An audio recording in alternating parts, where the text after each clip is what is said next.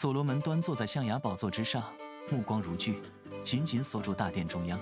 两名女性正扭打在一起，指甲抓挠着石板地面，争夺着怀中那个不断啼哭的婴儿。其中一人死死护住孩子，另一人则强行搬动对方的手臂，试图将孩子夺走。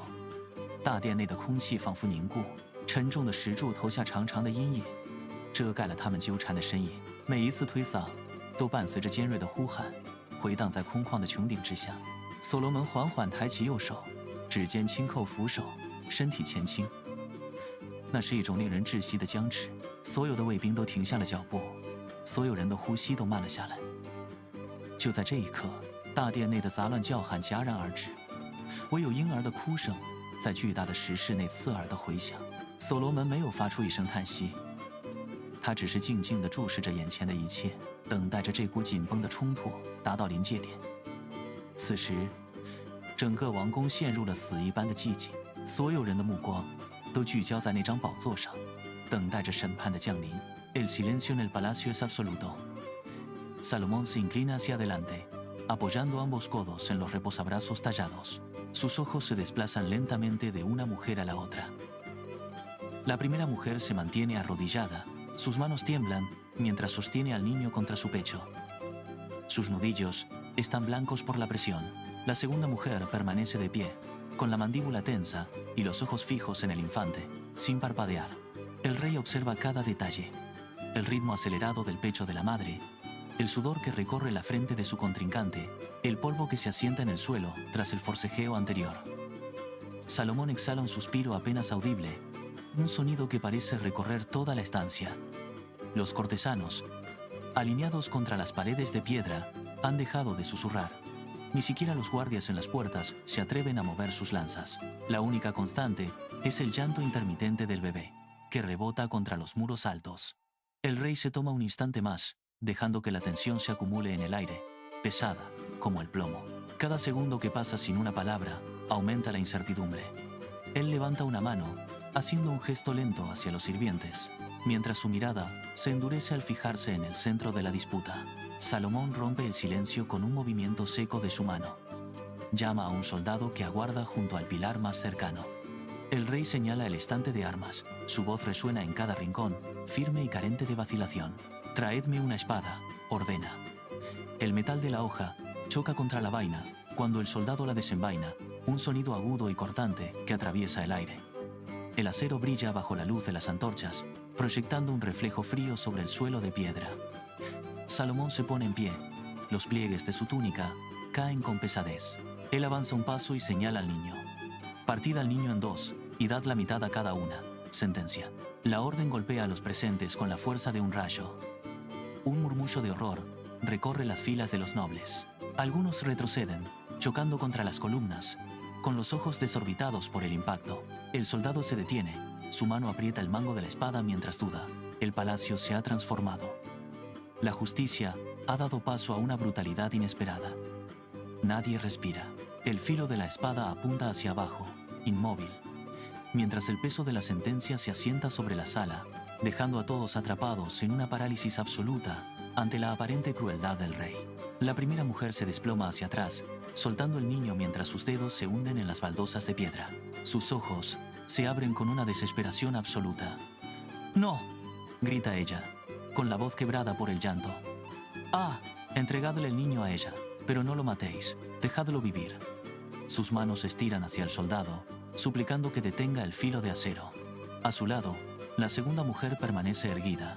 Sus hombros no se tensan, sus ojos no parpadean. Ella inclina la cabeza con una frialdad gélida, asintiendo ante la sentencia del rey. «Que no sea mío ni tuyo, partidlo», responde ella con voz plana, sin rastro de vacilación.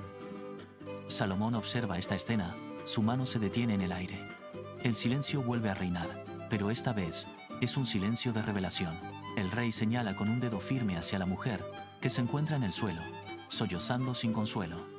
«Entregad al niño a ella es la verdadera madre», sentencia Salomón. El soldado envaina el metal con un chasquido metálico. Los nobles a su alrededor bajan la cabeza al unísono. Sus miradas se cruzan, reconociendo la agudeza del juicio. La tensión se disipa, dejando paso a un murmullo de admiración que recorre los muros de piedra. El rey vuelve a sentarse, dejando que la verdad se asiente en el palacio. El juicio concluye. La paz se asienta en el reino, y Salomón baja de su trono para trazar un nuevo destino. Sus dedos señalan hacia el horizonte norte, donde se extienden los bosques de cedros del Líbano. El rey ordena el inicio de la obra magna. En cuestión de días, el ritmo del palacio cambia por completo. Miles de obreros abandonan sus campos y entran en la ciudad, cargando cuerdas de cáñamo y herramientas de bronce sobre sus hombros. Los troncos de cedro, pesados y de corteza rugosa, descienden por las laderas de las montañas, arrastrados por equipos de bueyes que marcan el suelo con surcos profundos. En las canteras, el sonido rítmico de los cinceles golpeando la roca caliza llena el aire. Los hombres tallan bloques de piedra con precisión milimétrica, encajando los unos sobre otros con un esfuerzo coordinado. Grupos de capataces gritan órdenes mientras las vigas de madera se elevan mediante sistemas de poleas y palancas. El polvo de piedra se levanta en nubes densas que nublan el sol del mediodía. La maquinaria humana se mueve sin descanso, transformando el paisaje en una colmena de actividad incesante. Bajo la mirada de Salomón, los cimientos del templo comienzan a emerger, bloque a bloque, elevándose desde el polvo para afirmar el dominio absoluto del monarca sobre su territorio. El armazón de piedra se sella y el trabajo se traslada al interior. Los artesanos cubren cada centímetro de las paredes con láminas de oro puro. El metal se amolda a los relieves, ocultando la dureza de la roca bajo una capa de brillo perpetuo. Cuando los obreros encienden las antorchas, el resplandor rebota en las superficies metálicas, creando una luz intensa que parece brotar de las mismas paredes. El templo se convierte en un sol interno, una estructura que deslumbra a quien cruza el umbral. Desde el exterior, la construcción alcanza una escala imposible, dominando la cima de la colina y eclipsando cualquier otra edificación en Jerusalén. Las caravanas llegan desde tierras lejanas cargadas de incienso y especias, atraídas por la fama de este centro del mundo. Sin embargo, el ritmo de trabajo no disminuye. Las órdenes del rey exigen más rapidez, más altura, más metal precioso. Los obreros se mueven con la cabeza baja, sus manos agrietadas por el esfuerzo constante de pulir superficies que ya no necesitan más brillo. La magnificencia se vuelve asfixiante. Mientras el templo alcanza su cenit arquitectónico, la ambición de Salomón se expande más allá de lo necesario, transformando el espacio sagrado en una declaración de poder absoluto que comienza a pesar sobre la ciudad.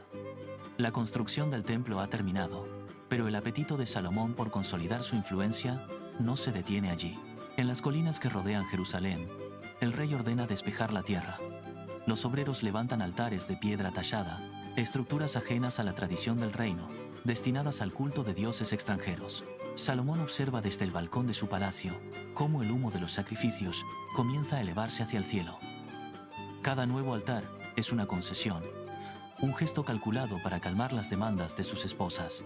El monarca desciende de las torres y recorre estos espacios, permitiendo que el incienso de los cultos foráneos inunde el aire de la ciudad.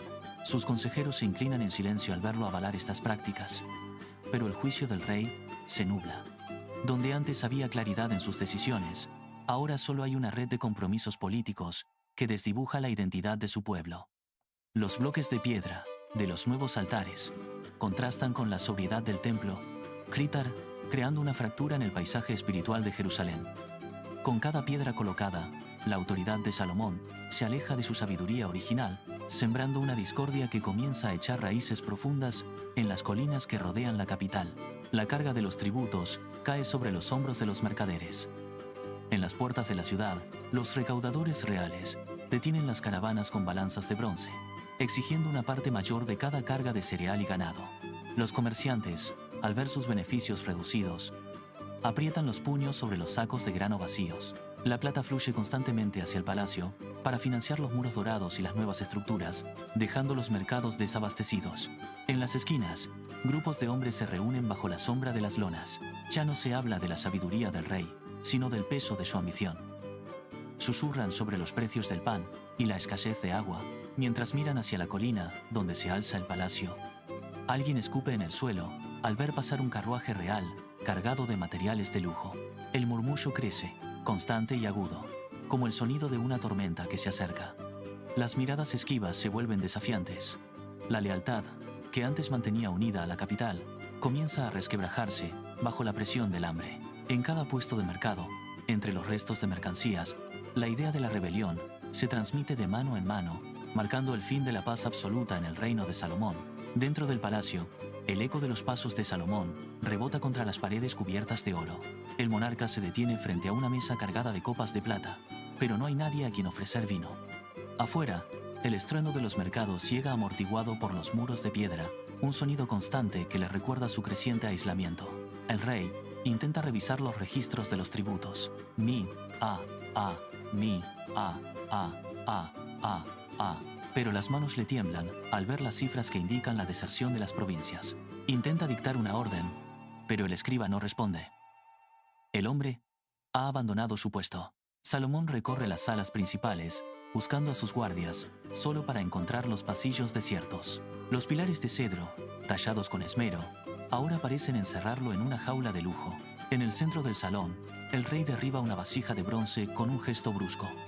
El sonido metálico resuena en la estancia vacía, sin que nadie acuda a recoger los fragmentos.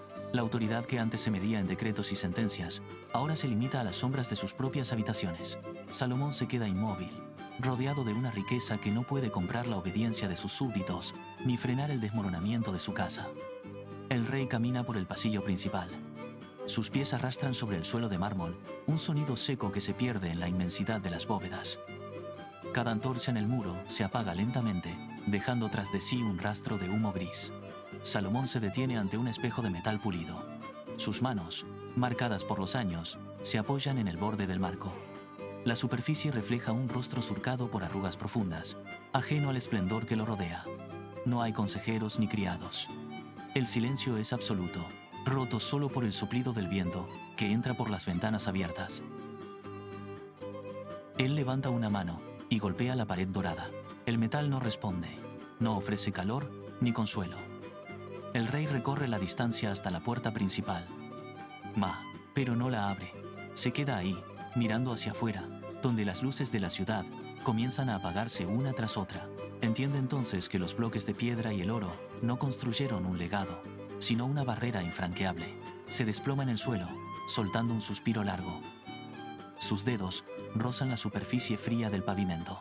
El poder, acumulado sin medida, se ha convertido en el peso que termina por aplastar su propia casa. Salomón cierra los ojos mientras la penumbra consume el último rincón de su palacio.